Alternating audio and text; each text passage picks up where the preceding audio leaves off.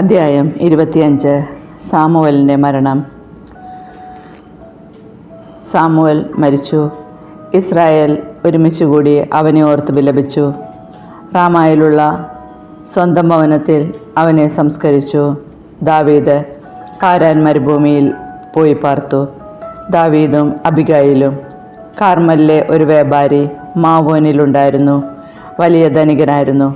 അവന് 3000 ചെമ്മരിയാടുകളും 1000 കോലാടുകളും ഉണ്ടായിരുന്നു. കാർമലിൽ വച്ചാണ് ആടുകളുടെ രോമം കത്തിരിച്ചിരുന്നത്. കാലേബ് വംശജനായ അവൻ്റെ പേര് നാബാൽ എന്നും ഭാര്യയുടെ പേര് അബിഗായിൽ എന്നുമായിരുന്നു. അവൾ വിവേകമതിയും സുന്ദരിയുമായിരുന്നു. അവനാകട്ടെ ഹീനനും ദുഷ്കർമ്മിയും. നാബാൽ ആടുകളുടെ രോമം കത്തിരിക്കുകയാണെന്ന് മരുഭൂമിയിൽ വെച്ച് ദാവീദ് കേട്ടു.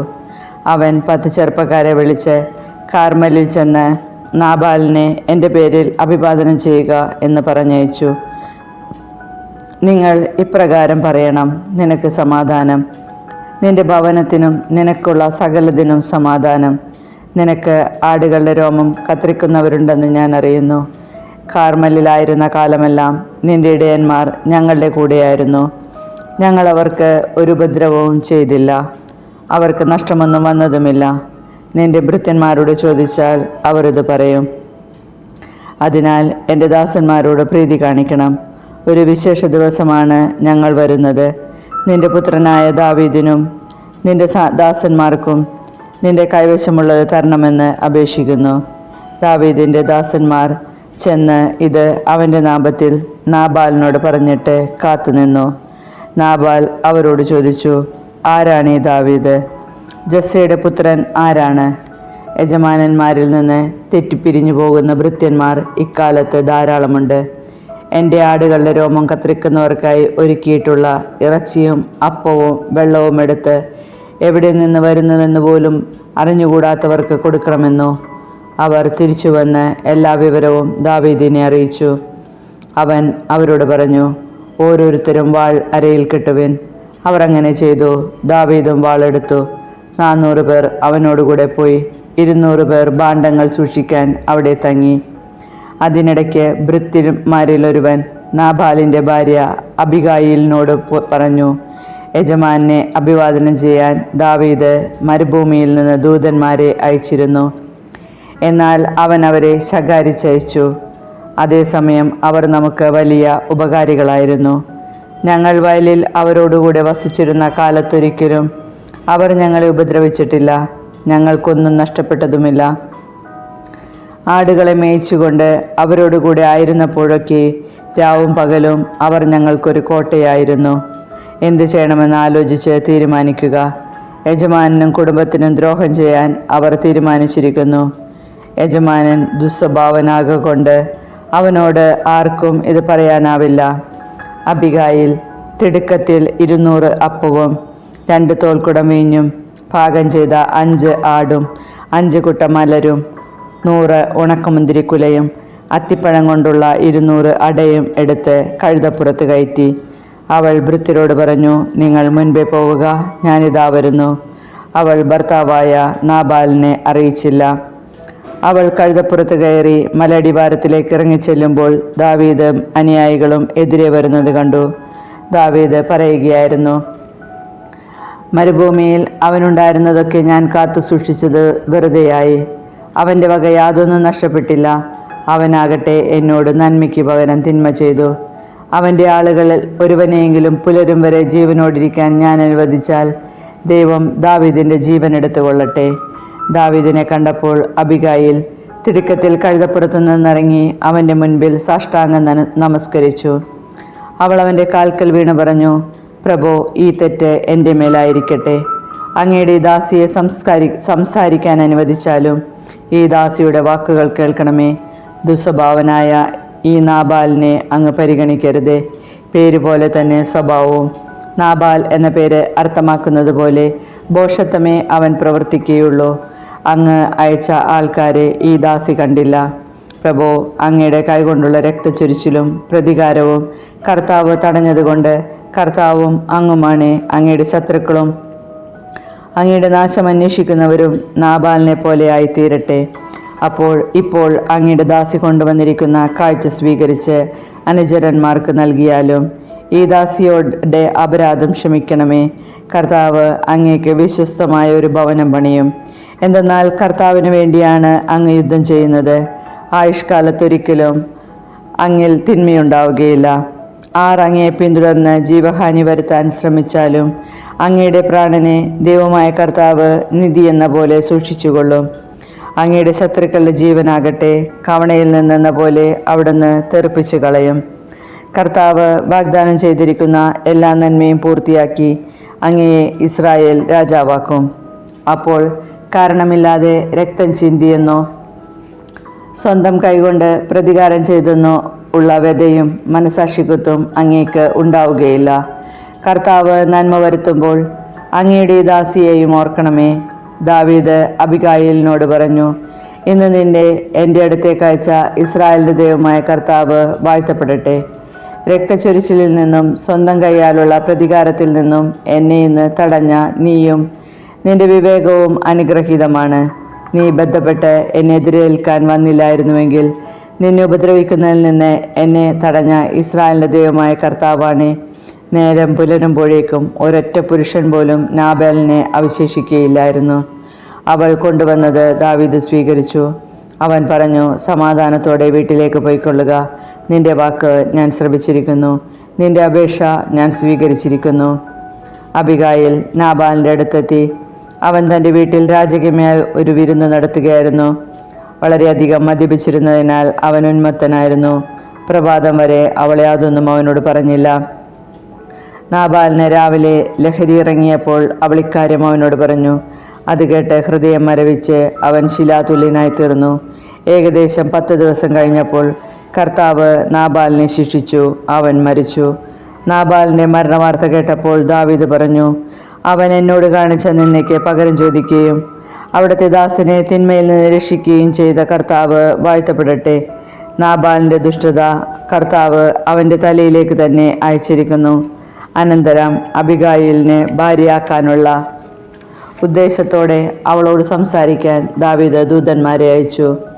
അവർ കാർമലിൽ അബിഗായിലിൻ്റെ അടുത്ത് ചെന്ന്, ദാവീദിൻ്റെ ഭാര്യയാകുന്നതിന് നിന്നെ കൂട്ടിക്കൊണ്ടു ചെല്ലാൻ അവൻ ഞങ്ങളെ അയച്ചിരിക്കുകയാണ് എന്ന് പറഞ്ഞു. അവൾ എഴുന്നേറ്റ് നിലംപറ്റി താണു തൊഴുതു പറഞ്ഞു, ഈ ദാസി എൻ്റെ യജമാനായ ദാസന്മാരുടെ പാദം കഴുകേണ്ടവളാണ്. അബിഗായിൽ എഴുന്നേറ്റ് കഴുതപ്പുയർത്ത് കയറി 5 പരിചാരികമാരോടൊപ്പം ദാവീദിൻ്റെ ഭൃത്യന്മാരുടെ പിന്നാലെ പോയി. അവൾ ദാവീദിൻ്റെ ഭാര്യയായി തീർന്നു. ജസ്രേലിൽ നിന്ന് അഹിനോവാമിനെയും ദാവീദ് ഭാര്യയായി സ്വീകരിച്ചു. ഇരുവരും അവൻ്റെ ഭാര്യമാരായി തീർന്നു. ദാവീദിന് ഭാര്യയായി നൽകിയിരുന്ന തൻ്റെ മകൾ മിഖാലിനെ സാവോൾ ഗല്ലിംകാരനായ ലായിഷിൻ്റെ മകൻ ഫാൽത്തിക്ക് ഭാര്യയായി നൽകി. അധ്യായം 26. ദാവീദ് സാവുളിനെ വധിക്കാതെ വിടുന്നു. സിഫ്യർ ഗിബയായിൽ സാവുളിൻ്റെ അടുക്കൽ വന്ന് പറഞ്ഞു, ദാവീദ് ജെഷിമോൻ്റെ കിഴക്കുള്ള ഹക്കീല കുന്നിൽ ഒളിച്ചിരിപ്പുണ്ട്. കരുത്തരായിരം 3000 ഇസ്രായേലരോടൊത്ത് ദാവീദിനെ തിരക്കി സാവൂൾ സിഫ് മരുഭൂമിയിലേക്ക് പോയി. ജെഷിമോൻ്റെ കിഴക്കുള്ള വഴിക്ക് സമീപം ഹക്കീല കുന്നിൽ സാവൂൾ പാളയമടിച്ചു. ദാവീദാകട്ടെ അവിടെ തന്നെ പാർത്തു. സാവൂൾ തന്നെ തേടി മരുഭൂമിയിലെത്തിയിട്ടുണ്ടെന്ന് കേട്ടപ്പോൾ ദാവീദ് ചാരന്മാരെ അയച്ച് അക്കാര്യം ഉറപ്പുവരുത്തി. ദാവീദ് സാവൂൾ പാളയമടിച്ചിരുന്ന സ്ഥലത്തേക്ക് ചെന്നു.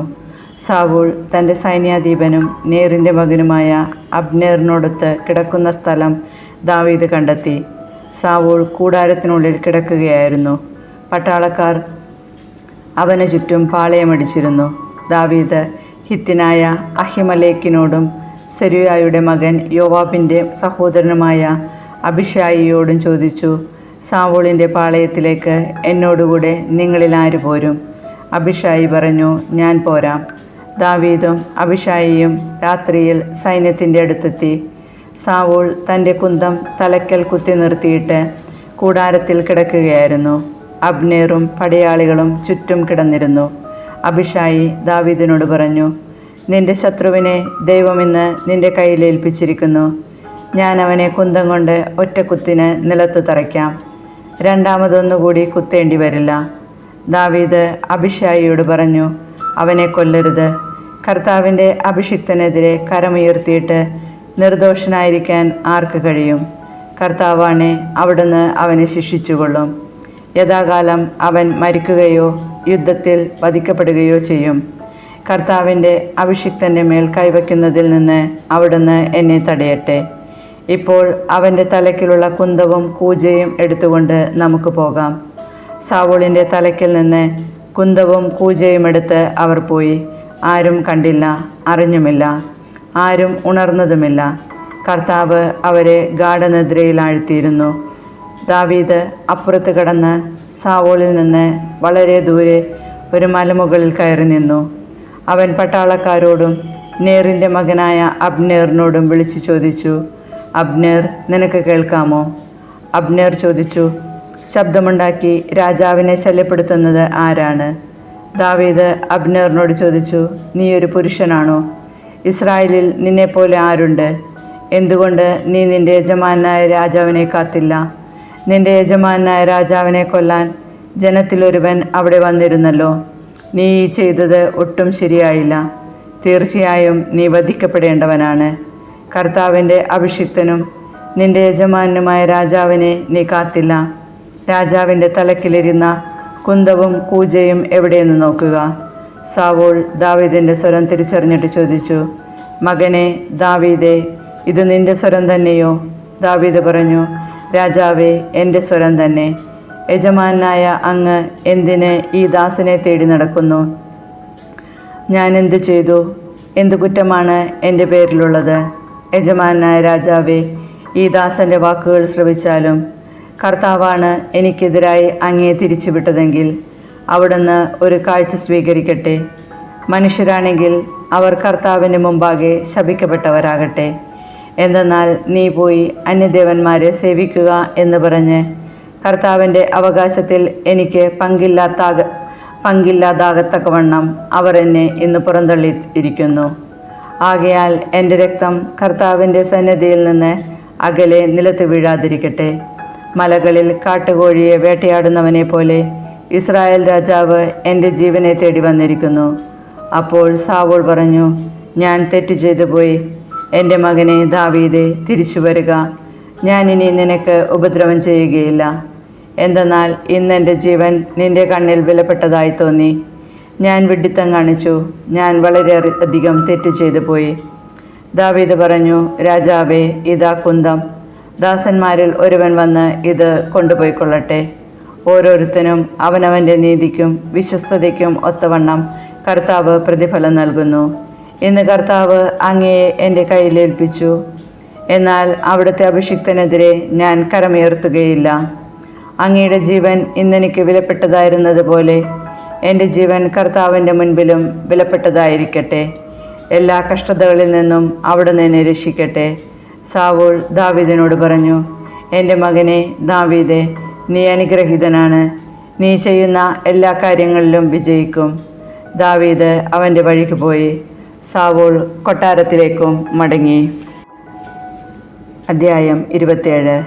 ദാവീദ് ഫിലിസ്ത്യരുടെ നാട്ടിൽ. ദാവീദ് ചിന്തിച്ചു, ഞാനൊരു ദിവസം സാവൂളിൻ്റെ കൈകൊണ്ട് മരിക്കേണ്ടി വരും. ഫിലിസ്ത്യരുടെ നാട്ടിലേക്ക് രക്ഷപ്പെടുന്നതല്ലേ എനിക്ക് നല്ലത്. അപ്പോൾ സാവൂൾ ഇസ്രായേൽ അതിർത്തികളിൽ എന്നെ അന്വേഷിക്കുന്നത് മതിയാക്കും. ഞാൻ അവൻ്റെ കയ്യിൽ നിന്ന് രക്ഷപ്പെടുകയും ചെയ്യും.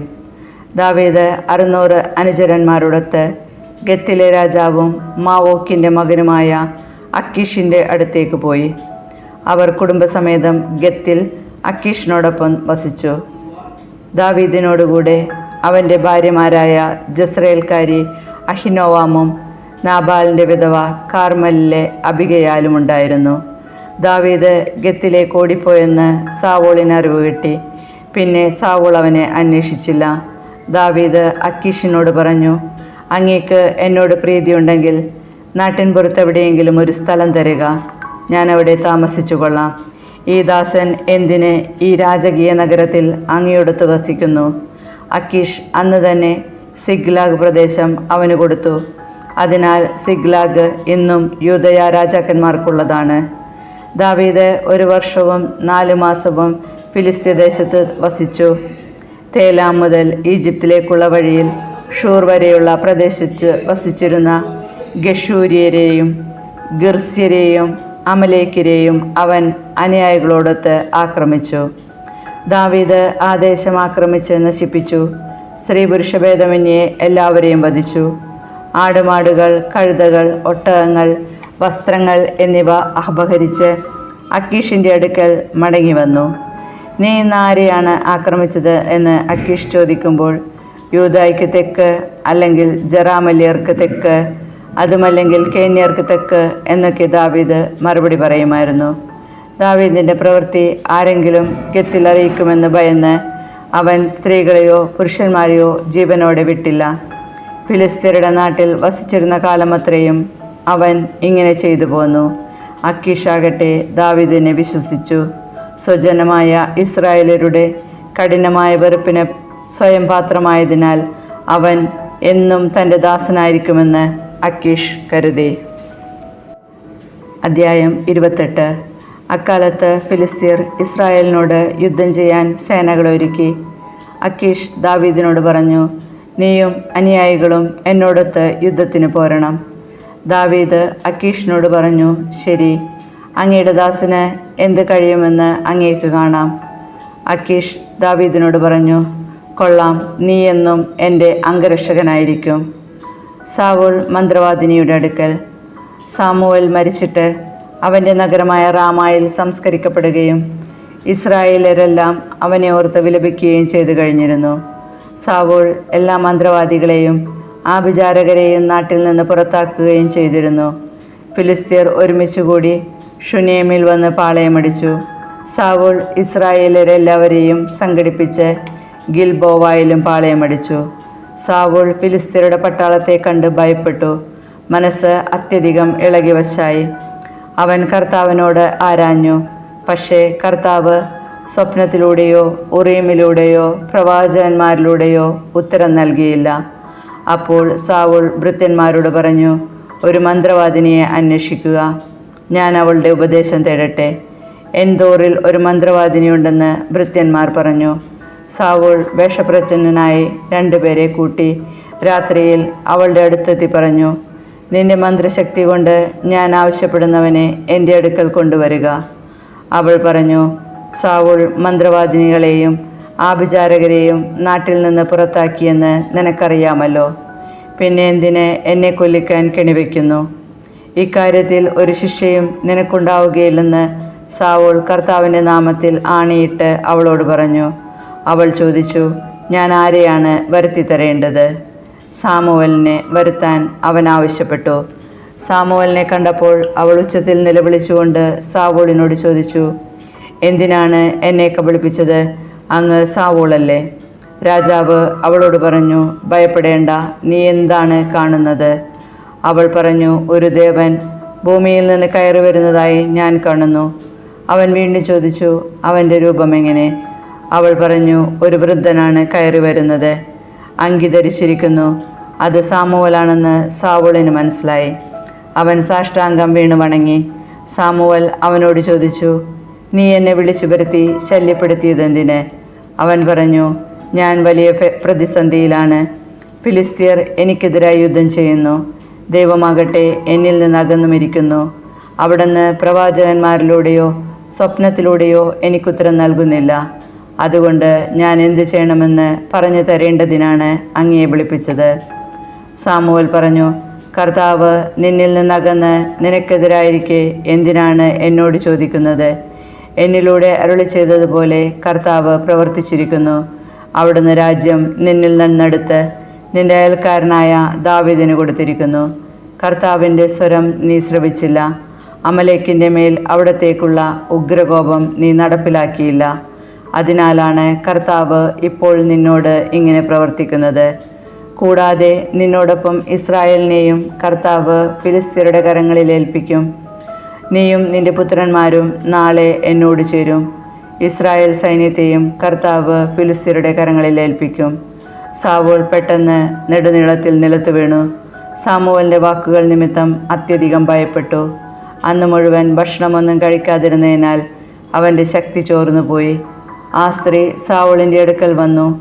അവൻ പരിഭ്രാന്തനാണെന്ന് കണ്ട് അവൾ പറഞ്ഞു, ഇതാ അങ്ങയുടെ ദാസി അങ്ങയെ അനുസരിച്ചു. ഞാൻ എൻ്റെ ജീവൻ ഉപേക്ഷിച്ചു പോലും അങ്ങ് എന്നോട് ആവശ്യപ്പെട്ടതനുസരിച്ചു. ഇപ്പോൾ അങ്ങ് ഈ ദാസിയുടെ വാക്കുകൾ കേൾക്കണമേ. ഞാൻ ഒരു കഷ്ണം അപ്പം അങ്ങേക്ക് തരട്ടെ. യാത്രയ്ക്ക് ശക്തി ലഭിക്കാൻ അങ്ങത് ഭക്ഷിക്കണം. അവനത് നിരസിച്ചു. അവൻ്റെ ഭൃത്യന്മാരും അവളോടൊപ്പം രാജാവിനെ നിർബന്ധിച്ചു. അത് കേട്ട് അവരുടെ വാക്ക് കേട്ട് അവൻ നിലത്തുനിന്ന് എഴുന്നേറ്റ് കിടക്കയിലിരുന്നു. അവളുടെ വീട്ടിൽ മെഴുത്ത ഒരു പശുക്കിടാവുണ്ടായിരുന്നു. അവൾ തിടുക്കത്തിൽ അതിനെ കൊന്ന് പാകം ചെയ്തു. മാവ് കുഴച്ച് പുളിപ്പില്ലാത്ത അപ്പവും ചുട്ടു. അവളത് സാവൂളിനും ഭൃത്യന്മാർക്കും വിളമ്പി. അവർ ഭക്ഷിച്ചു. ആ രാത്രിയിൽ തന്നെ അവർ തിരിച്ചുപോയി.